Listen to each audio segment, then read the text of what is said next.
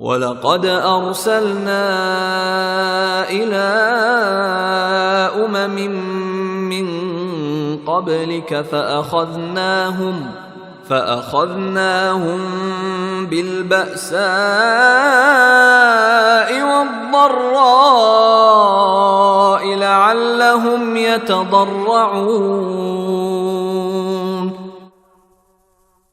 اور اے پیغمبر، تم سے پہلے ہم نے بہت سی قوموں کے پاس پیغمبر بھیجے، پھر ہم نے ان کی نافرمانی کی بنا پر انہیں سختیوں اور تکلیفوں میں گرفتار کیا تاکہ وہ عجز و نیاز کا شیوا اپنائیں۔ فلولا اذ جاءهم بأسنا تضرعوا ولكن قست قلوبهم وزين لهم الشيطان ما كانوا يعملون۔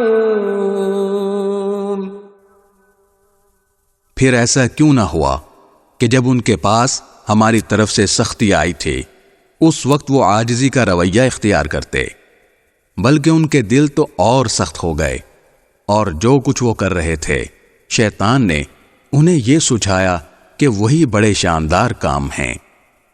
فَلَمَّا نَسُوا مَا ذُكِّرُوا بِهِ فَتَحْنَا عَلَيْهِمْ أَبْوَابَ كُلِّ شَيْءٍ حَتَّى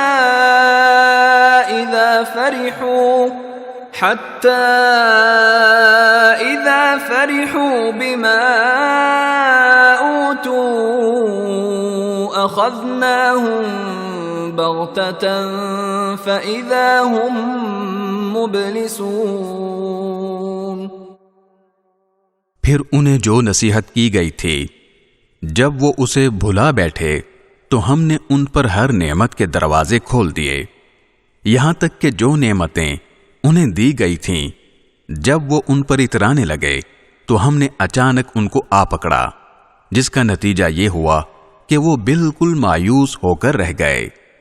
فَقُطِعَ دَابِرُ الْقَوْمِ الَّذِينَ ظَلَمُوا وَالْحَمْدُ لِلَّهِ رَبِّ الْعَالَمِينَ۔